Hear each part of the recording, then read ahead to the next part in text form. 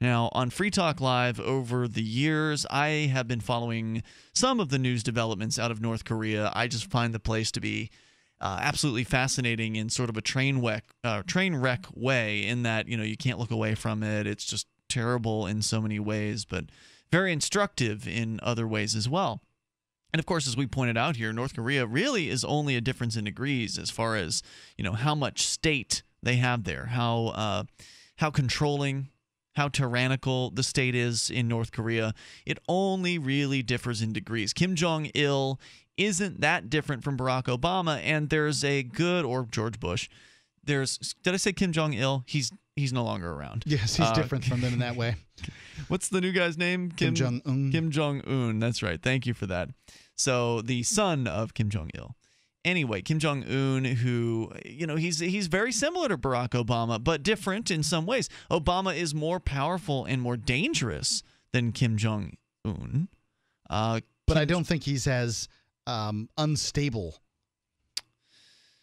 Well, I mean, Kim Jong-un certainly likes to rattle the saber. How many people has Barack Obama executed with hand grenades or flamethrowers or whatever the hell they're doing over there? Well, they wouldn't tell you about it, Mark, if they actually did that stuff. There's a bunch of people in Guantanamo Bay who've been tortured under Barack Obama's keep. And those were, amount in the hundreds, I believe, at Guantanamo? Right. Well, I mean, the torture that you're referring to is the sort of ordinary torture of prisoners, right? Like being imprisoned. No, I don't know. No, we're talking about force feeding and other horrible things. There's terrible things that happen at Guantanamo Bay that don't happen at your average jail or prison in the United States. The average jail or prison will force feed you if you refuse to eat. You have fewer people. You don't have the situation going on at ordinary jails that you do at Gitmo. Yeah, you mean by situation you mean holding people against their will who have not committed any crimes, who have not been convicted of any crimes, to be more specific. Yes. That situation. Yeah. And then, of course, having 6 sadistic guards being attracted to a job like that because they're outside of any state jurisdiction. They're outside of the country physically and probably outside of any meaningful level of oversight. Well, I don't know. You're just leveling accusations now. I mean, They have the oversight of the commander of Guantanamo Bay and the oversight of every person that commands over them. So they have plenty of oversight. I don't know. I mean, there have been accusations made at Guantanamo Bay, but I mean, you're dealing with people, high-profile prisoners, and accusations are going to be made. Mark, just because Kim Jong-un, threw a hand grenade or had somebody throw a hand grenade at another person or sicked a all I've said is unstable. Right. That doesn't mean that Barack Obama is less stable. He just gets to manifest his instability and his sickness towards his fellow man in different ways. He gets to drop bombs on people. He gets to, murder more people in more common fashion for the state. That's all. And I say it's a difference in degrees. Certainly politicians use the guise of war, but generally the people that are being killed because of politicians are being sort of killed without malice, in the sense that it's just like, oh well, we got a wedding party or whatever. So if you can't see the distinction there, then I don't know what to tell you. I see no distinction. They're both criminal gangs, and one of them, at least in this country, has more legitimacy. Which criminal gang would you rather live under? I'm fine being right here. Oh, so you prefer this criminal gang to that criminal gang? I told you it was a difference in degrees. Yes, I told you it was a difference in degrees. This criminal gang in the United States has to be a little bit more cautious about the way they go about things. Agreed. There's a distinction in the stability of the regimes in these two countries. But that doesn't make them less dangerous. They're more dangerous, if anything. I didn't claim that they're less or more dangerous. They are less dangerous to me. That's true. Of course, the people in North Korea believe that the United States is much more unstable and much more dangerous. For good reason. That's because they're told by the North Korean government that the U.S. government is the great Satan, that they're evil. I don't know how many people in North Korea believe that. I don't either. If people in North Korea were given the opportunity to move to the United States, I suspect many of them would. I don't know about that, Mark. I don't know what the percentages would be. There are people in North Korea who certainly are part of the underground. They're trying to spread the ideas of freedom from the If it was oppression. easy to leave, then I think more people would. Certainly, I don't know whether they would run to the United States. They'd be far more likely to run to China or Thailand or something like that. Yeah. Yes. You can run to China. You cannot run to the United States. Right. You must float or fly. Unfortunately, if you run to China and the Chinese guards catch you or the Chinese police catch you, they usually will return you to North Korea. I suspect for your summary execution or imprisonment. Yeah, they'll put you in a work camp most likely, which is worse than execution, from what I understand. But yeah, I don't know. That would be an interesting thing, Mark. And the thing with North Korea is it's not real easy to pull people there. So we really don't know. You know, if you believe the propaganda, then they would have you believe that everyone in North Korea loves Kim Jong-un and worships him as though he is a god. Sure. But we know that's not true. We know there are people there who know the truth and they want to leave.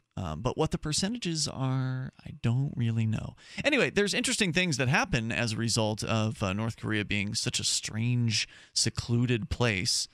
They got a sweet surprise, according to Mashable.com, from their neighbor to the south on Wednesday. In South Korea, about 200 people, South Koreans along with North Korean defectors, packed 770 pounds of Choco pies into plastic bags, which they attached to 50 giant balloons and released into North Korea from a park in the border city of Paju, according to organizers of the event.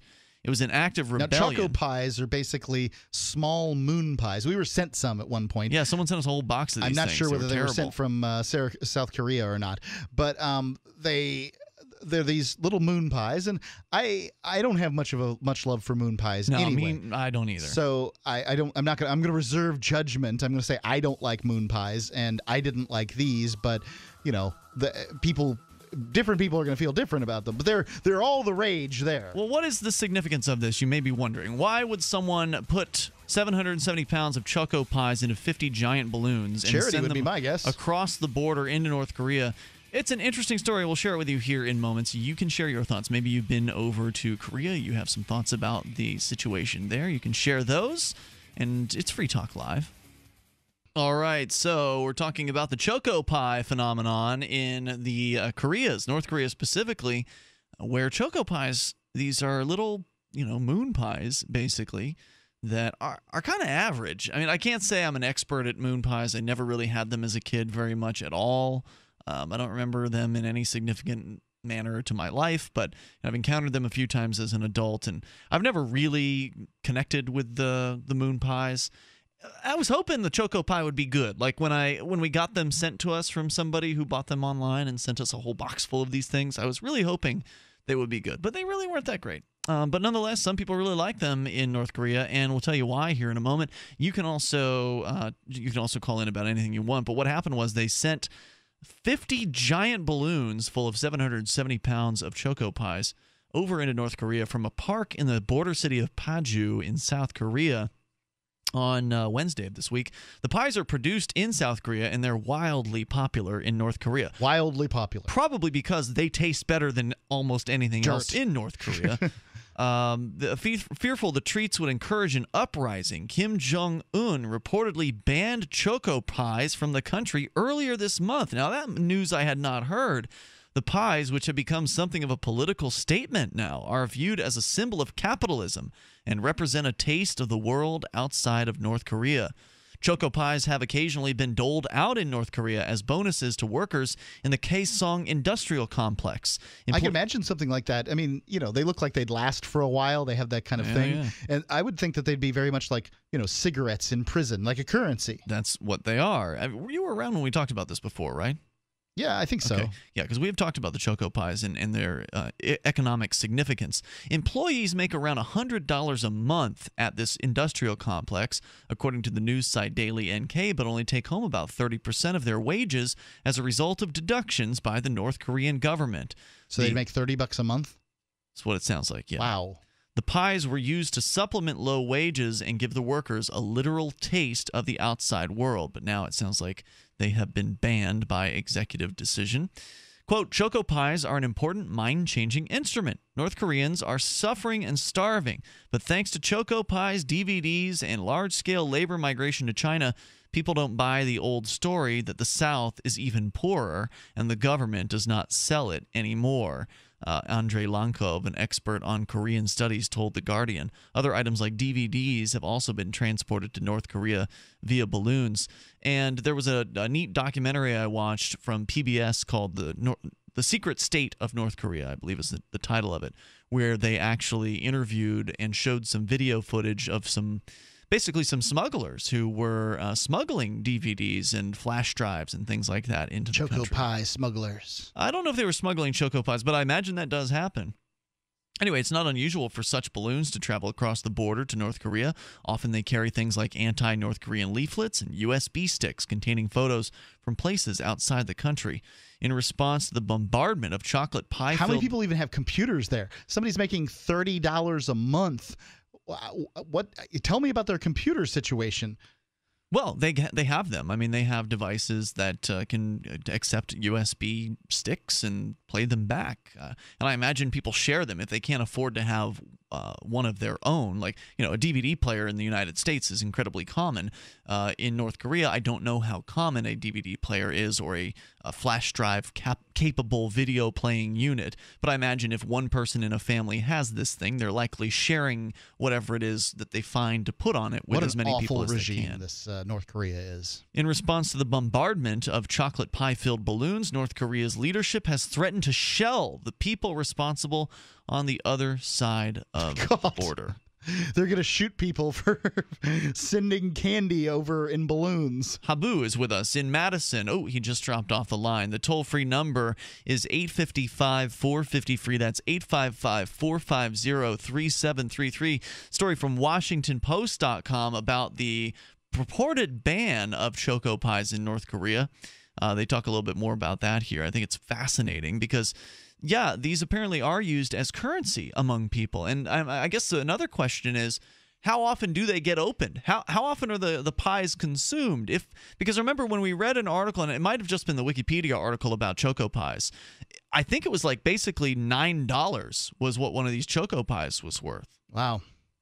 Having spent some time in prison, I've got to say that I did see quite a bit of business being transacted in cigarettes, packs of cigarettes, and it was kind of interesting. Now they did get opened and consumed, sure, but it was interesting that you would see sort of, people would take a carton container and then fill it up with cigarettes, and then do whatever exchange they do. Some of the packs would be brand new, others would have like sort of flecks of tobacco. They'd obviously been around, they're beaten up and stuff, but they'd still trade. Come back with more here in moments, and we've got an update on the NYPD cop who choked a man to death for selling cigarettes, actually. It's Free Talk Live. You probably haven't been there. If you're listening to the sound of my voice tonight, odds are good you can't really relate to a story about North Korea because most people have never seen the place in person. It's a relatively difficult thing to do to travel to North Korea.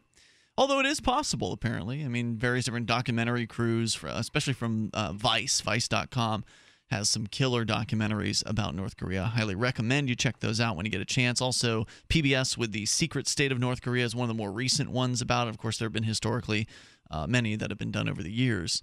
And it's just a fascinating place, just a fascinating study in cult of personality.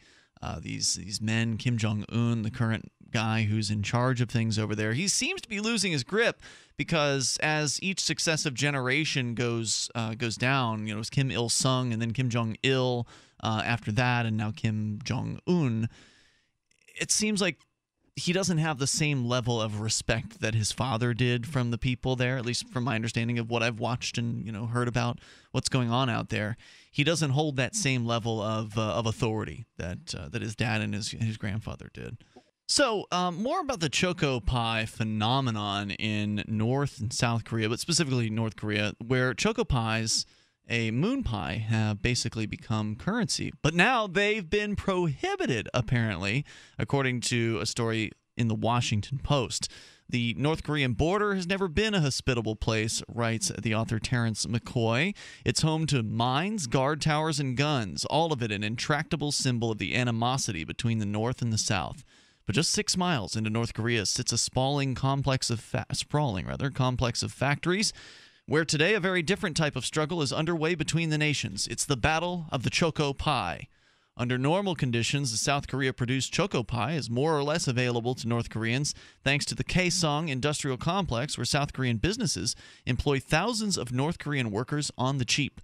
Oh, interesting. You haven't heard about this? I did not. I guess I just didn't know The last time that. we talked about Choco Pies, it was basically one of the points about it that this industrial complex, they bring in North Koreans, and actually they bring South Koreans into work there as well, from what I understand, and then they have to go home after they're done. Mix. The day. Interesting. Yeah, it's very interesting.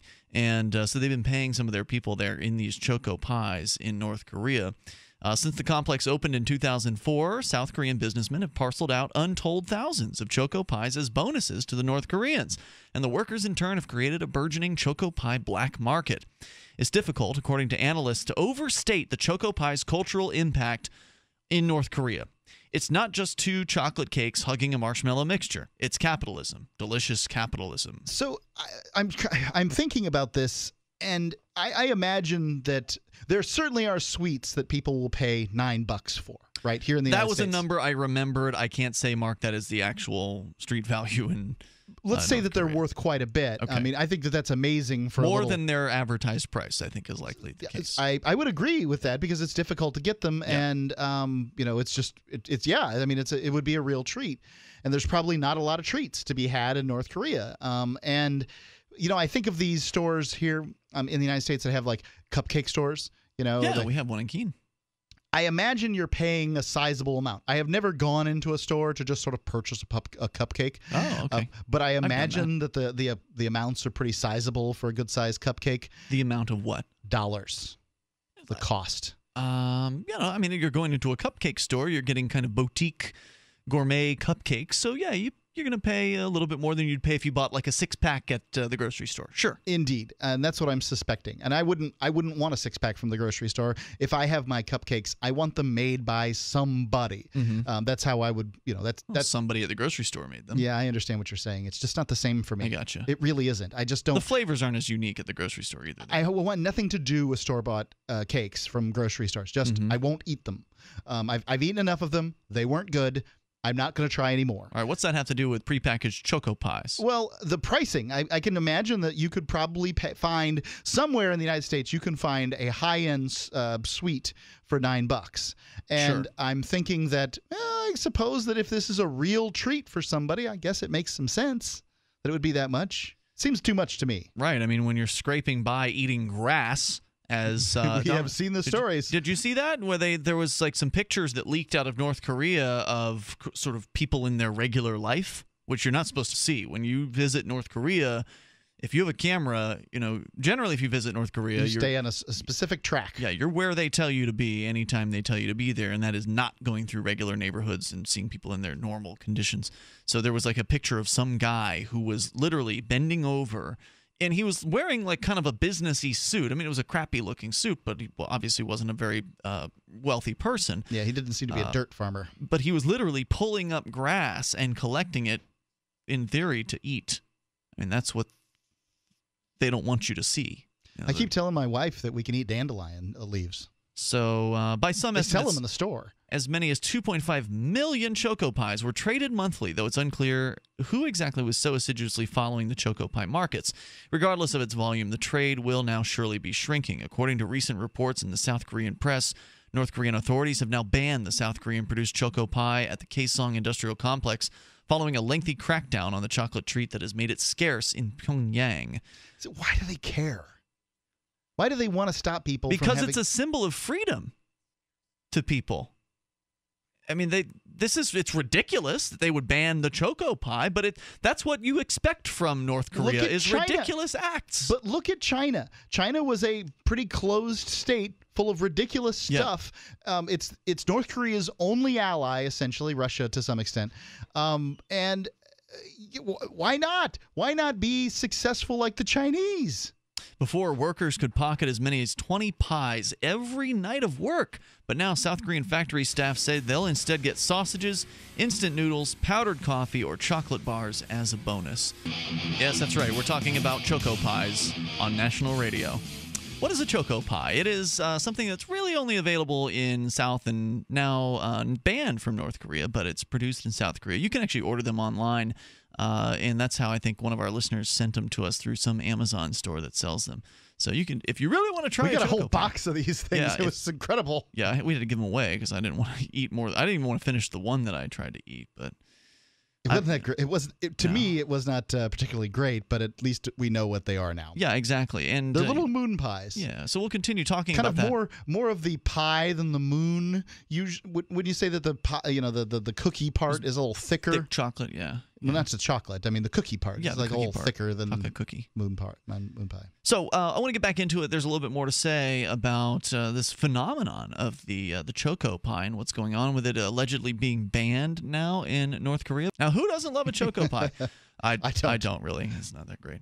But people in North Korea love it because it's probably the tastiest darn thing they've had in any recent life. I'd rather go in a gender-neutral bathroom than eat another Choco Pie. Story from WashingtonPost.com points out here, now you got to be careful with stories about North Korea, whether they emanate from Pyongyang or Seoul. South Korea's journalistic coverage of its northern neighbor is less than trustworthy. One outlet, especially Chosun Ilbo, has spawned several fake North Korean viral stories, one of which involved a murdered porn star girlfriend of Kim Jong-un, who later turned out to be very much alive. That said, the Choco Pie story is relatively well documented, studied, and apparently a thing. The North Korean regime has long perceived Choco Pies as an ideological threat, some experts have concluded. North Koreans love Choco Pie, says the president of NK Open Radio, which broadcasts in North Korea, and I believe that means they broadcast into North Korea from South Korea. He told Asia Times in 2009, "It's an invasion of the stomach. Who knew that when the factories opened that the pies would be such a hit? Well, it's not that surprising," says one author who appears to have crafted the definitive account of the Choco Pie affair, Richard Lloyd Perry. The story of the pie, he writes, is a story of commonality, showing that even inhabitants of the most isolated nation in the world share an affinity for sugary treats wrapped in plastic. The fact that the wrappers were nowhere to be found in the rubbish bins at Kaesong might have suggested indifference, but the opposite was true. The local workers, most of them women, had quickly realized the Choco Pies were too delicious and valuable to eat.